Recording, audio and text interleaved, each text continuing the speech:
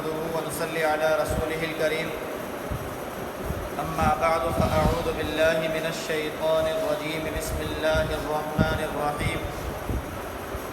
ولكل وجهة هو موليها فاستبقوا الخيرات أينما تكونوا يأتي بكم الله جميعا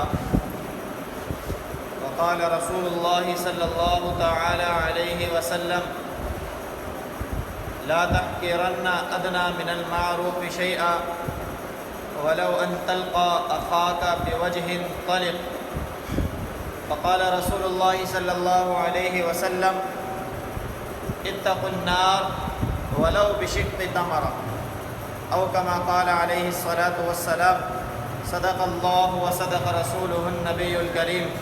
ونحن على ذلك لمن الشاهدين والشاكرين والحمد للہ رب العالمین۔ میرے معزز سامعین، میں نے آپ کے سامنے قرآن کریم کی ایک آیت مبارکہ کا جز تلاوت کیا ہے اور احادیث مبارکہ میں سے 2 حدیث مبارکہ تلاوت کی ہیں۔ دعا ہے کہ اللہ رب العزت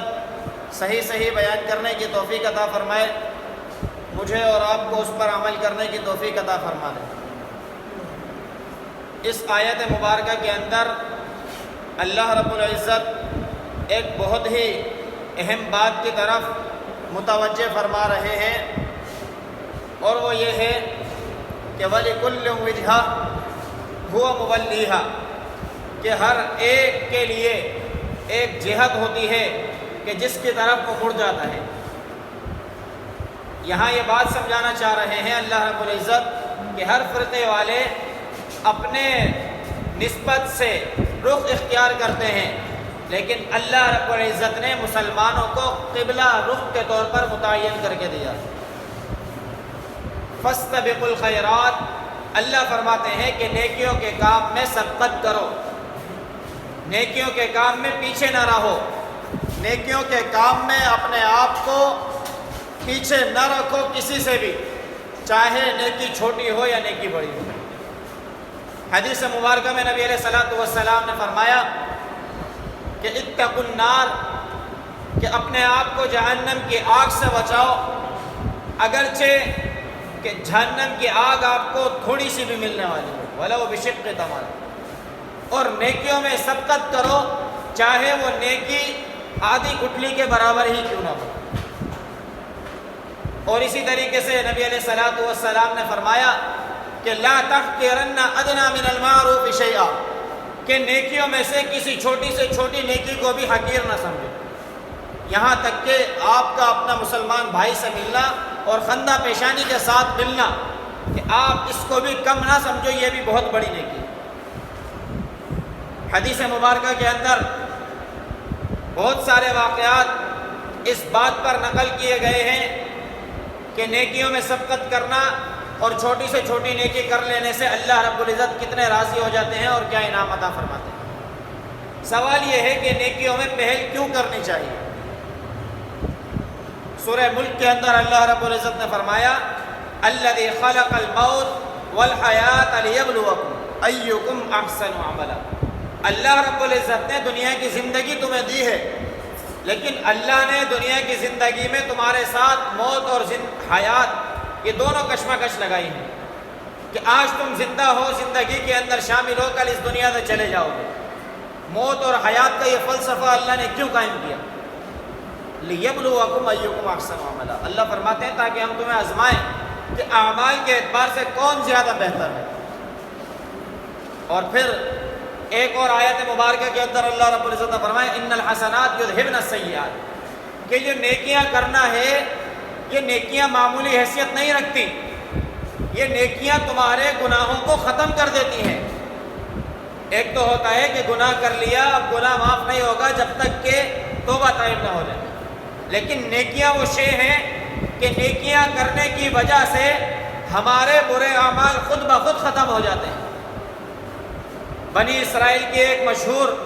جو آپ کو واقعہ آپ نے بے شمار مرتبہ سنا ہے کہ فاحشہ عورت اور اس کی فحاشی بھی زمانے میں مشہور، گرمی کے زمانے میں ایک جگہ سے گزر رہی تھی کہ راستے میں کنویں پر گزر ہوا اس نے اپنے لیے بھی پانی اس سے لیا اور پانی پی کر اپنا سفر آگے شروع کرنا چاہا تو دیکھا کہ کتا پیاس کی شدت کے اندر زمین کی مٹی کو چاٹ رہا ہے۔ تو اس نے اس مخلوق پر اللہ کے رحم کرتے ہوئے اپنا دوپٹہ دوبارہ اس موزے کے اندر باندھا، دوبارہ کنویں میں ڈال کر کتے کے منہ سے لگا کر اس کو پانی پلایا۔ کتا سیر ہو گیا اور اٹھ کر کھڑا ہو گیا۔ تھوڑے ہی وقت بعد اس کی موت آ گئی۔ وہ فاحشہ عورت اللہ کے دربار میں چلی گئی۔ اللہ رب العزت نے اس کی بخشش کر دی اس وجہ سے کہ اس نے اللہ کی مخلوق پر رہا۔ بظاہر نیکی کتنی سی ہے کہ ایک وہ شے، وہ مخلوق کہ بظاہر جس کو اللہ نے نجس قرار دیا، جس کے ہاتھ لگانے سے ہاتھ کو نجس ہو جانے کو قرار دیا، پسینہ لگ جائے تو اس کا پسینے کی وجہ سے کپڑا ہمارا ناپاک ہو جائے، اس کا لعاب لگ جائے تو ہمارے کپڑے ناپاک ہو جائیں، لیکن اس مخلوق پر رحم کرنے کی وجہ سے اللہ نے اس فاحشہ کی مغفرت کر دی۔ صحابہ رضوان اللہ تعالی علیہم اجمعین کو جب نبی علیہ السلام نے یہ واقعہ بتایا تو کہنے لگے یا رسول اللہ اگر ہم اپنے جانوروں کی دیکھ بھال کریں تو کیا ہمارے لیے بھی یہی اجر ہے؟ نبی علیہ السلام نے فرمایا بالکل ایسے ہی تمہارے لیے بھی اجر ہے۔ پھر اسی طریقے سے ایک شخص بینما رجل یمشی فی الطریق، کہ ایک شخص راستے سے گزر رہا تھا، اس نے دیکھا کہ غصن شوق، کانٹے دار ٹہنی ایک جگہ پڑی ہوئی تھی۔ اس نے واپس آ کر اس ٹہنی کو اٹھا کر سائڈ پر رکھ دیا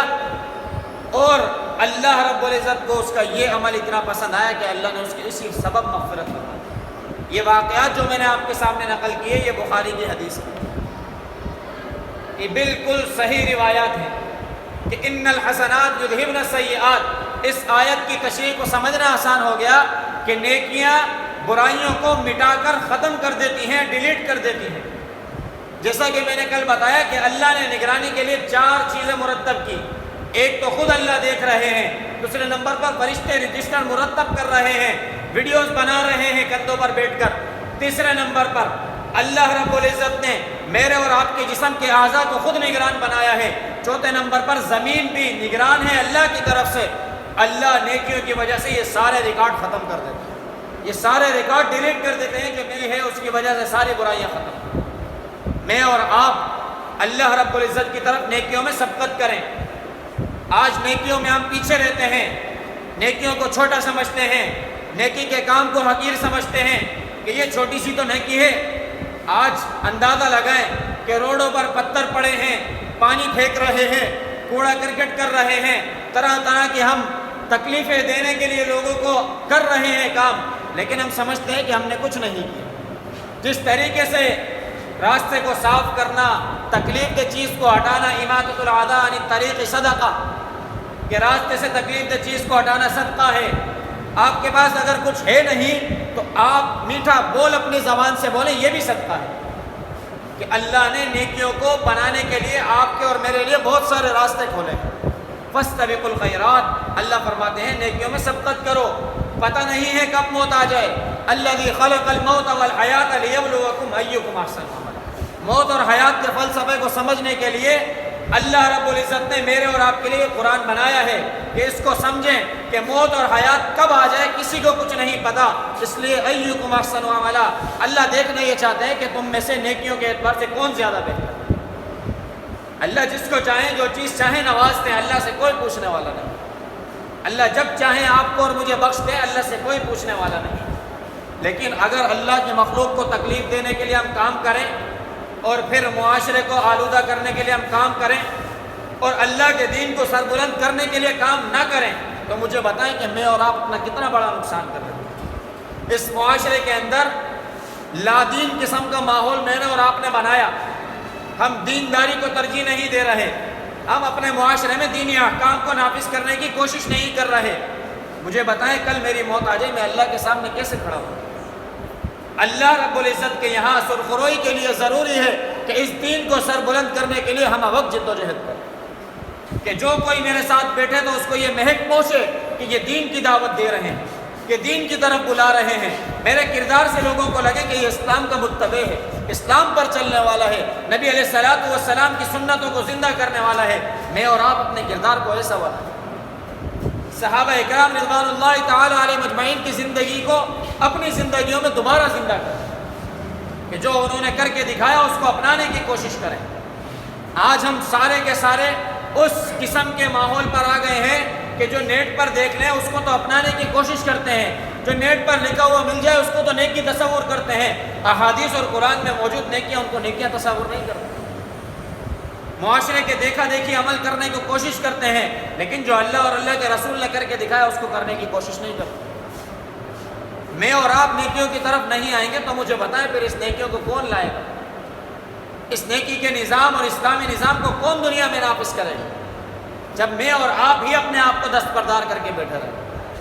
میرے بھائیوں، دوستوں، بزرگوں، یہ اسلامی قانون، اسلام کے احکام، اللہ رب العزت کا حکم، نبی علیہ الصلوۃ والسلام کا طریقہ، صحابہ اکرام رضوان اللہ تعالی علیہ مجمعین کا طریقہ اور آثار اپنی زندگیوں میں لے کر آئیں اور اس ملک کو اس نظام میں ڈھالنے کی کوشش کریں، اس ملک کو اس نظام میں ڈھالنے کے لیے ان لوگوں کا ساتھ دیں جو اس کے لیے جد و جہد کر رہے ہیں۔ اپنے آپ کو کسی وقت پیچھے نہ ہٹائیں، یہ نہ سمجھیں کہ ان کے کرنے سے ہو کیا رہا ہے، بلکہ یہ دیکھیں کہ آپ کام کیا کر رہے ہیں۔ ابراہیم علیہ الصلوۃ والسلام کو نمرود نے آگ میں ڈالنے کے لیے آگ جلائی، اور پھر سارے کے سارے ہی نمرود کیا یہ کوئی کچھ کہنے کو تیار نہ تھا۔ ایک چڑیا جو ہے اپنی چونچ کے اندر پانی کا ایک ذرہ قطرہ لے کر اس آگ کو بجھانے کے لیے جا رہی ہے، کسی نے اس سے کہا کہ آپ کے ایک قطرہ لے جانے سے کیا فائدہ ہو جائے گا؟ اس نے کہا فائدہ تو مجھے معلوم نہیں ہے، البتہ اتنا ضرور ہے کہ کل قیامت کے دن جب اللہ رب العزت ابراہیم علیہ الصلوۃ والسلام کو آگ میں ڈالنے والوں کو جمع کریں گے اور پوچھیں گے کہ میرے وقت کے نبی کو آگ میں ڈالا جا رہا تھا، تم کیا کر رہے تھے؟ تو کم از کم اس وقت میں آگ جلانے والوں کے بجائے آگ بجھانے والوں میں شامل ہوں۔ میں اور آپ اس ملک کے اندر اسلامی نظام کو نافذ کرنے کی کوشش کریں، اگرچہ وہ کوشش چاہے تھوڑی ہی ہو۔ لا تحقرن ادنی من المعروف شیئا، کہ نیکیوں کو چھوٹا نہ سمجھیں چاہے وہ کوئی بھی نیکی ہو۔ اس کے لیے اپنے آپ کو تیار کریں، اپنے اس 6 فٹ کے جسم پر اسلام کو نافذ کریں اور ملک میں اسلامی نظام کی جد و جہد میں لوگوں کے ساتھ شامل ہو جائیں۔ دعا ہے کہ اللہ رب العزت خود مجھے بھی اس بات پر عمل کرنے کی توفیق عطا فرمائے، آپ تمام میں سے ہر ایک کو بھی توفیق عطا فرما دے۔ وآخر دعوانا ان الحمدللہ رب العالمین، الحمدللہ رب العالمین والعاقبۃ للمتقین والصلاۃ والسلام علی سید الانبیاء والمرسلین، اللہم انت السلام ومنک السلام تبارک یا ذا الجلال والاکرام۔ اللہ کریم ہمارا یہاں بیٹھنا اپنی بارگاہ عالیہ میں قبول فرما، اللہ کریم قرآن اور احادیث کا سننا سنانا اپنی بارگاہ عالیہ میں قبول فرما،